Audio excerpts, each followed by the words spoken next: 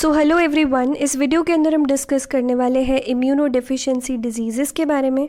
Immuno deficiency disease का मतलब है जब आपका इम्यून सिस्टम जो है आपकी बॉडी को प्रोटेक्ट नहीं कर पा रहा है, आपका इम्यून सिस्टम अच्छे से काम नहीं कर पा रहा है, that is immuno deficiency disease. So immuno deficiency disease दो टाइप्स में डिवाइड करी जा सकती है, प्राइमरी एंड सेकेंडरी। प्राइमरी का मतलब होता है जो जेनेटिक होती है, यानी कि जो आप अपने पेरेंट्स से इनहेरिट करते हो, और सेकेंडरी का मतलब है which is not genetic but वो आपकी लाइफ के दौरान आप उसको एक्वायर करते हो, देयरफॉर इसको एक्वायर्ड इम्यूनोडेफिशिएंसी डिजीज़ बोला गया है। जैसे कि इम्यून फंक्शन का लॉस हो जाना, अगर एचआईवी में क्या होता है, इम्यून सिस्टम काफ़ी ज़्यादा वीक हो जाता है। So due to the exposure of external virus की वजह से आपका इम्यून सिस्टम वीक हो गया। लेकिन प्राइमरी में क्या है कि बचपन से इनहेरिटेड है ये आपके अंदर इम्यूनोडेफिशिएंसी डिजीज़, तो वो आपका प्राइमरी के अंदर आता है।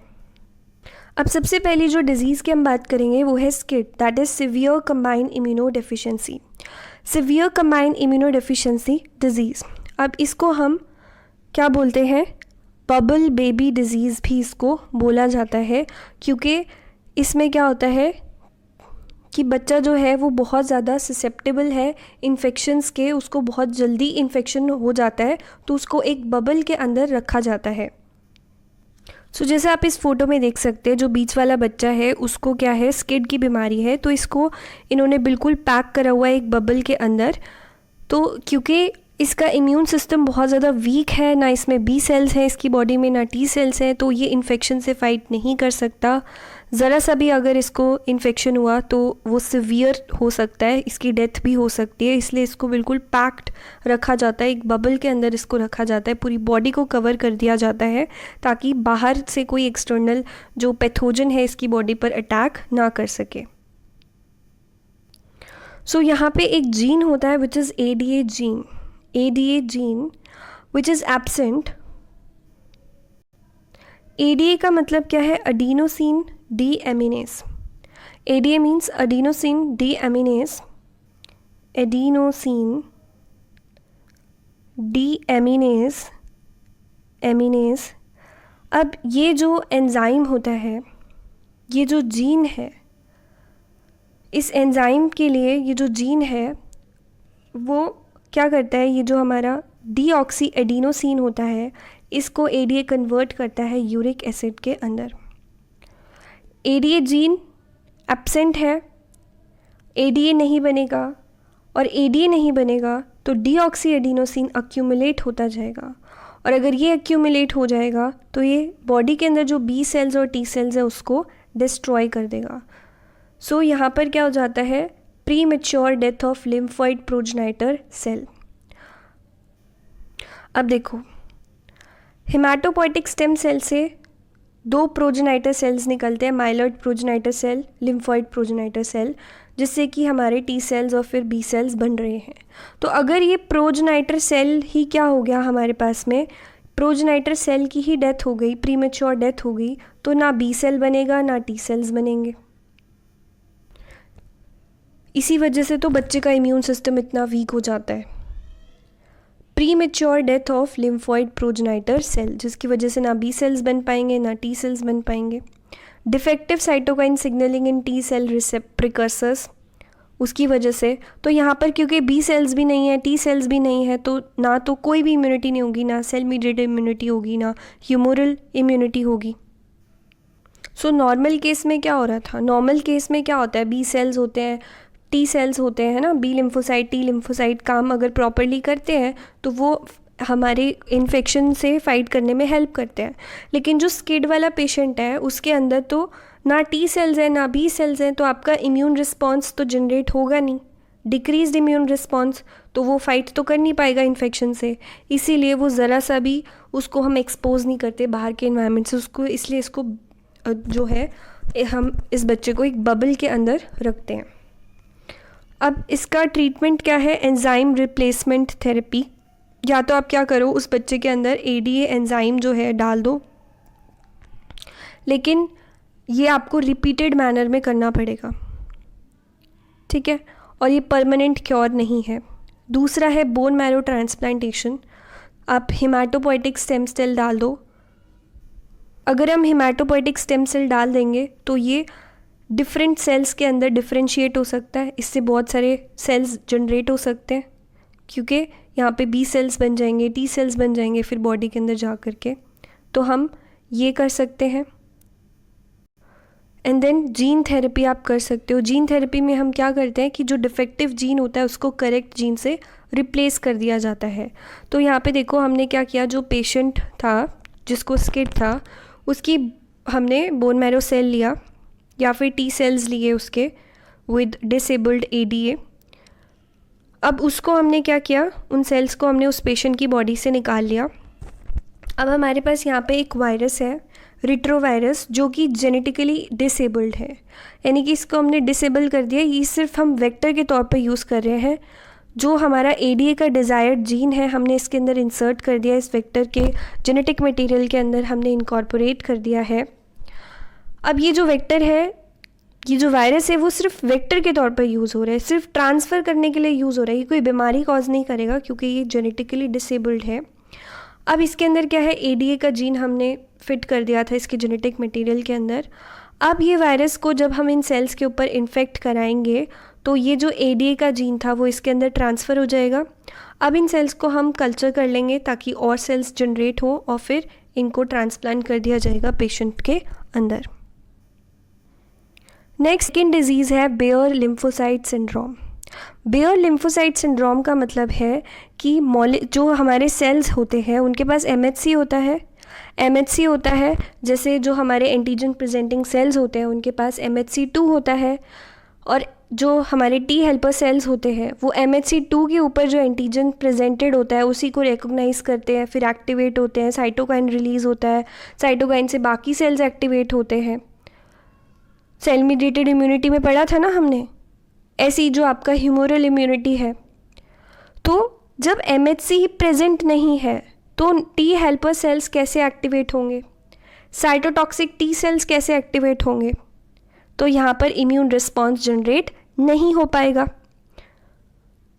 सो देयरफॉर यहाँ पे इम्यून रिस्पॉन्स जो है जनरेट नहीं हो पाता है और जो पेशेंट है उसको बहुत जल्दी से इन्फेक्शन हो जाता है। इसका ट्रीटमेंट है स्टेम सेल ट्रांसप्लांटेशन। थर्ड है DiGeorge syndrome. DiGeorge syndrome ये इनहेरिटेड डिजीज़ है। यहाँ पे क्या होता है कि जो थाइमस है that fails to undergo normal development. अब ये क्यों होता है, क्रोमोसोम नंबर 22 पे एक जीन है हमारे पास में TBX1, ट्रांसक्रिप्शन फैक्टर है, ये ट्रांसक्रिप्शन फैक्टर बनता है इससे। और ये जो TBX1 है ना, ये क्यों ज़रूरी है, एम्ब्रियोनिक डेवलपमेंट के जब हो रही होती है तो उस time facial structure, heart, thyroid, parathyroid, thymus के डेवलपमेंट के लिए TBX1 ज़रूरी है। लेकिन डाई जॉर्ज सिंड्रोम में क्या हो रहा है, ये जीन क्या हो जाता है, डिलीट हो जाता है। TBX1 क्या हो गया, डिलीट हो गया फ्रॉम क्रोमोसोम नंबर 22। सो यहाँ पे थाइमस तो बनेगा ही नहीं, थाइमस की डेवलपमेंट नहीं हुई या पार्शियली बनेगा। तो जब थाइमस नहीं बनेगा तो टी सेल्स का मैच्योरेशन कैसे होगा, तो टी सेल्स मैच्योर नहीं होंगे तो उसका इम्यून सिस्टम क्या हो जाएगा, वीक हो जाएगा, क्योंकि टी सेल्स ही नहीं है उसकी बॉडी के अंदर, तो immune system immune response generate नहीं हो पाएगा। So patient are susceptible to all kind of opportunistic pathogens. Treatment क्या है, नो क्योर, लेकिन depending upon the symptoms doctor prescribe कर सकते हैं। जैसे हार्ट डिफेक्ट है अगर, तो उसको क्या कर दिया जाता है, सर्जरी सून आफ्टर बर्थ, जैसे ही बच्चे का बर्थ होता है तो उसके हार्ट की सर्जरी कर दी जाती है ताकि ब्लड सर्कुलेशन को की जो प्रॉब्लम है उसको क्योर किया जा सके। क्लेफ्ट प्लेट्स को सर्जिकली रिपेयर कर दिया जाता है, मतलब इनके जो लिप्स होते हैं ना वो उनके बीच में गैप होता है, वो कनेक्टेड नहीं होते, उसको क्लेफ्ट बोलते हैं, तो उसको सर्जिकली ठीक कर दिया जाता है। पैराथायराइड प्रॉब्लम है तो life long vitamin D calcium supplement लेना पड़ता है। सिवियर थाइमस डिसफंक्शन है तो उसके लिए हम क्या कर सकते हैं, बोन मैरो ट्रांसप्लांट कर सकते हैं, क्योंकि जो बोन मैरो के अंदर हिमाटोपोइटिक स्टेम सेल है वो किसी भी टाइप के सेल में डिफ्रेंशिएट हो सकता है। मेंटल हेल्थ इश्यूज़ है तो उसके लिए थेरेपी और drugs. Next is the Wiskott Aldrich syndrome. Wiskott Aldrich syndrome हमारे पास एक्स लिंक्ड डिजीज़ है, यानी कि ये मेल्स के अंदर ज़्यादा होगी, फीमेल्स के अंदर क्या होगा, फीमेल्स कैरियर होंगी लेकिन मेल्स क्या है, मेल्स के अंदर ज़्यादा होगी, क्योंकि मेल्स के पास होता है एक्स वाई। तो अगर एक एक्स के पास में ही क्या हो जाता है, डिजीज़ हो जाता है, तो वो बंदा डिजीज़ हो जाएगा।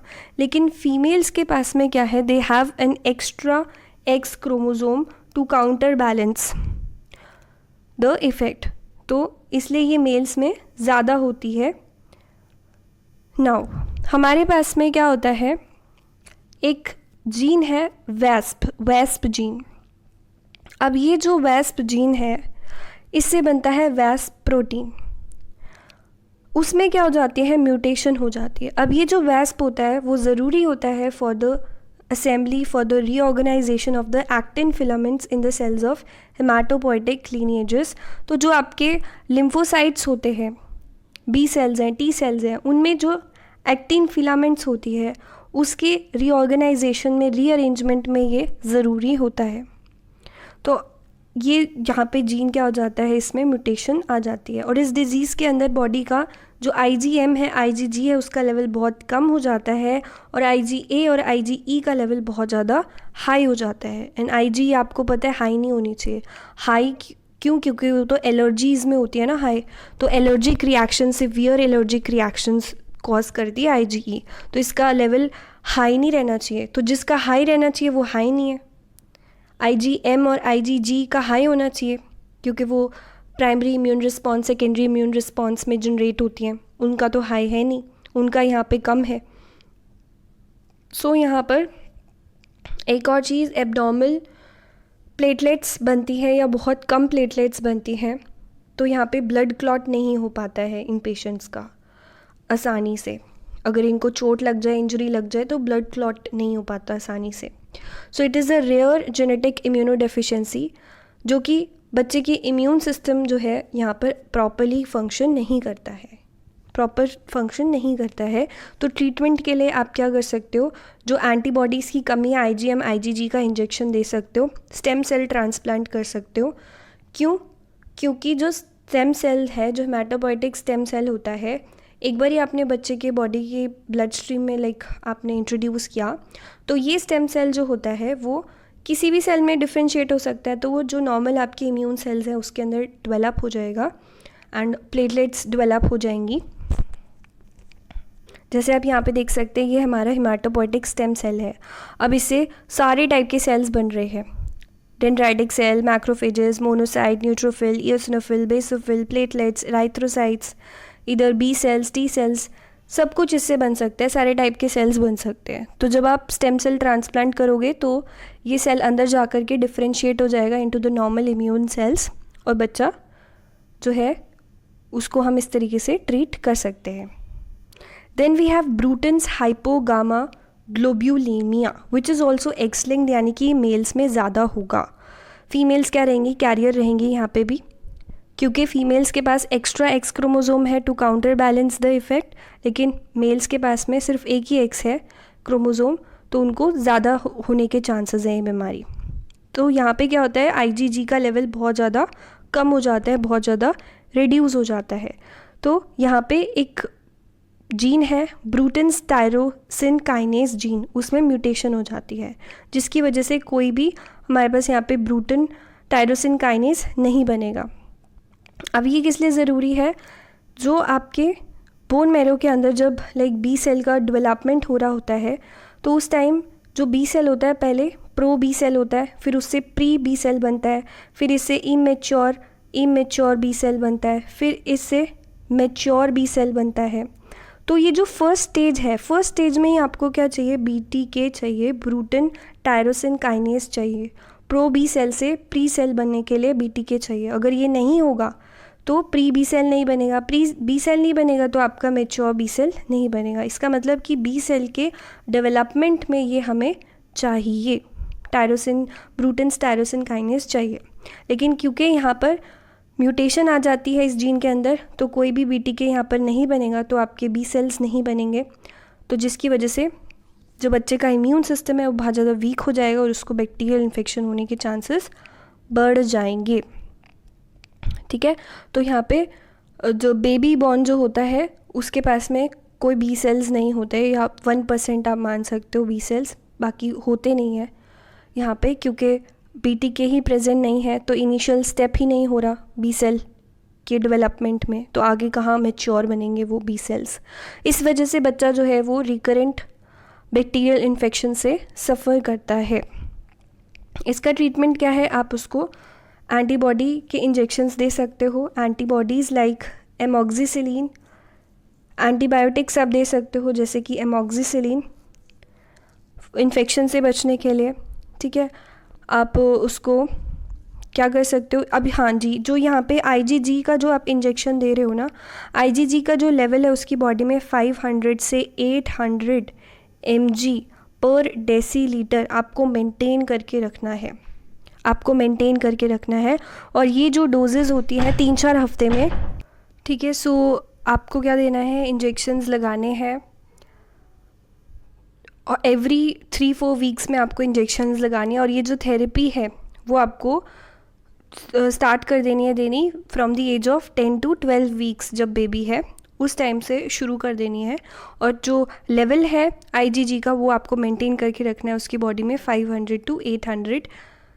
सो इस तरीके से हम क्या कर सकते हैं, उसको ट्रीट कर सकते हैं, उसको थोड़ा सा यहाँ पर हम इस डिज़ीज़ से उसको थोड़ा बचा सकते हैं अगर ये मेंटेन किया जाए लेवल तो। क्योंकि देखो बी सेल्स नहीं है उसकी बॉडी में, बी सेल्स क्या होते हैं, बी लिम्फोसाइट्स डिफ्रेंशिएट होते हैं प्लाज्मा सेल्स में, प्लाज्मा सेल्स फिर एंटीबॉडीज़ बनाते हैं।